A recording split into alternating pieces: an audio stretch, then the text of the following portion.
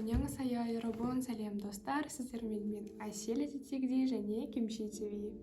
Бүгінгі тақырыпта бәріміз білетін Оңтүстік Корея емес, оған қарама қайшы ел Солтүстік Корея жайында. Керісінше алдыңғы видео Оңтүстік Корея жайындағы видеоны көрмеген болсаңыздар, міндетті түрде көріңіздер, описанияға қалдырып кетейін. Және мен жаңадан көрген достарым болса, міндетті түрде тіркеліп, өз ойларыңызды қалдырып отырсаңыздар. Алдыңғы видеода айтып өткенімде, Корея елі екіге бөлінбей тұрып, екінші дүниежүзілік соғысқа дейін Японияның қол астында 35 жыл болған. Тағы естеріңізге түсіріп өтейін, 1945 жылдан кейін Корея халқы екіге бөлінген. Негізі Солтүстік Кореяны СССР, ал Оңтүстік Кореяны ақш қолдаған болатын соңғы жылдары. Соғыс әрине екі ел арасында жер үшін болған. Сол себепті соғыс әлі күнге дейін официалды түрде тоқтамаған. Япония мен де анау айтқан, қазіргі таңда да ара қатынастары жақсы емес екі елдің де. Солтүстік Корея мен Оңтүстік Корея негізі бұрынғы заман мен болашақ сияқты, яғни аварийная посадка любви драмасында көрсетілгендей, расымен де дәл сондай жайттар бар. Тіпті турист болып солтүстікке барған адамға міндетті түрде қасына бір гид және КМБ адамы беріледі. Ол жерде де тек белгілі бір жерге ғана баруға болады, тек белгілі бір жерде ғана суретке түсуге болады. Ал Солтүстік Кореяның политикасын суретке түсірген адам кейбір туристі тіпті қамауға алған болатын.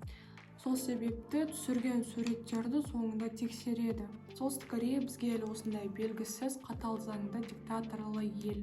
Бұл әлі бастамасы ғана. Солтүстік Кореяда әр үйде өкіметті тыңдайтын радио болады. Ол радионы мүлдем өшіріп қоюға болмайды, тек дауысын ғана азайтып қоюға болады. КНДР-дің алғашқы президент патшасы Ким Ир Сен болған. Ол қайтыс болғаннан кейін президент болып, олы Ким Чен Ир болған.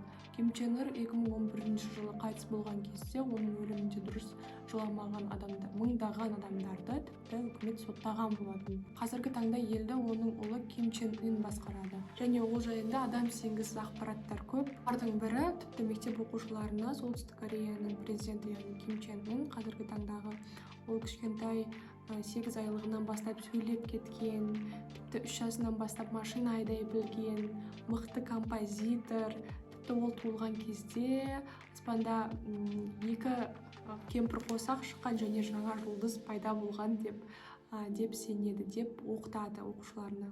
Бір күлкілісі, Ким Чен Ын мүлдем әжетханаға шықпайды деп әулие етіп оқушыларына үйрететін болған. Бірақ бұл мәліметті жақында алып тастаған болатын. Тіпті Ким Чен Ын керемет деликатесті тамақ өзі ойлап тапқан, яғни екі нанның ортасына ет қойылған деп өтірік болса да халқы таң қалу керек болған. Басқа елдерде бұл тағамды гамбургер деп атайды негізі. Елдің екі президенті болған Ким ЧенЫнның әкесі мен атасы жайында әр ел бойынша үлкен ескерткіштер орнатылған. Егер суретке түсетін кезде ол ескерткіштің бір бөлігі ғана түсіп қалуға мүлдем болмайды. Барлық ескерткіш көрінетіндей етіп суретке түсу керек екен. Ким Чен Ын өзінің әкесі сияқты ұлы тұлға болғысы келген үшін жыл сайын қасын алып отырады екен. Суреттерден байқап көрсеңіздер болады. Елде негізі 5 жыл сайын президент сайлауы өтеді екен. Бір қызығы, ол жерде тек бір ғана кандидаттың аты жазылады екен. Бірақ басқа да адамның атын жазуға болады. Бірақ басқа адамның атын жазғаны үшін үкіметпен келіспеген деп әртүрлі қатаң жазаларға ұшыратады екен. Елдің астанасы Пхеньян қаласы, елде 25 миллион халық тұрады. Әскерге әрбір адам барады, ол жерде 5 жыл болады, ал теңіз флотында 4 жыл болады екен. Бұл ел өзінің ядерлық бомбасымен және әскерімен мақтанады екен. Бұл өздерінің плюстары деп санайды. Өздерінің плюстары деп ойлайтын жақтары, әлем бойынша, әскері бойынша олар 4-ші орында екен. Халықтың 1.200.000 осы әскерде. Тағы бір өздері плюс деп есептейтін жақтары, халықты үкімет қартайғанша жұмыспен қамтайды екен. Халықты тегін медициналық сақтандырумен қорғайды екен, бірақ бұл жерде дәрігерлер де, дәрі-дәрмектер де өте аз. Президенті халқынан қаншама ақша алады, одан бөлек заңсыз қару-жарақ сату және марихуана сатумен де айналысады екен. Қазіргі таңдағы президенттерінің қоры 5 миллиардқа жетеді екен. Президенттері, яғни Ким Чен Ын өте қымбат тамақтар жеп, тіпті өзінің жеке аралдары да бар екен. Ал халқы керісінше Аштықтан қиналып кейбіреулері өліп те жатады екен қазіргі таңда. Және ескірген үйлерде тұрады.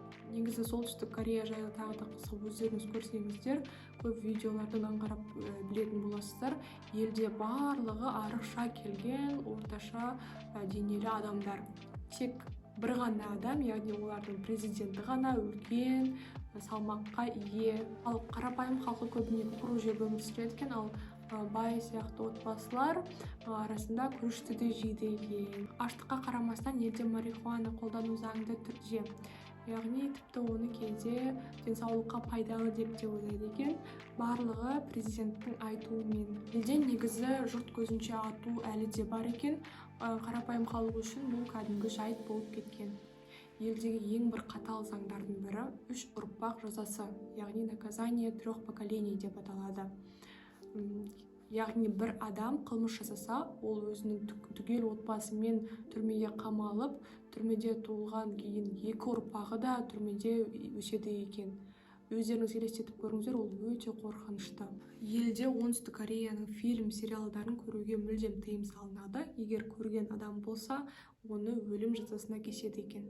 Халқы үнемі үкіметпен келісіп жүреді, яғни одан басқа амалдары да жоқ.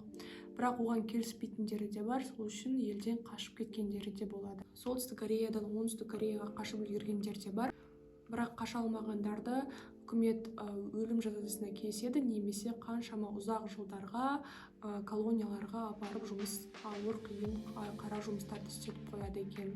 Тіпті ол жерде тамақ та дұрыс берілмейді. Үкімет негізі қашқындардың өлім жазасына кесілгендерді негізі олар оңай құтылып кетті деп есептейді екен. Ауыр жұмыс істеп өмір бойы қиналып өткенше. Оңтүстік Кореяға шекара жерінде кішкентай қалашық бар екен. Ол жерде 200 отбасы керемет тату-тәтті өмір сүріп жатыр деген ақпарат тарап кеткен болатын. Бірақ бинокльмен жақындап қараса, түрлі түсті қабырғалар тұрғанымен ол жерде тіпті терезелер де жоқ, жиһаздар да жоқ болып шыққан екен. Бұл негізі өте күлкілі, бірақ оңтүстік Кореяға солтүстік Кореяда бәрі керемет дегенді көрсету үшін жасалған болған екен. Солтүстік Корея халқының тұрғындарының бойы оңтүстік Кореяға қарағанда 6 сантиметрге қысқа болып келеді екен.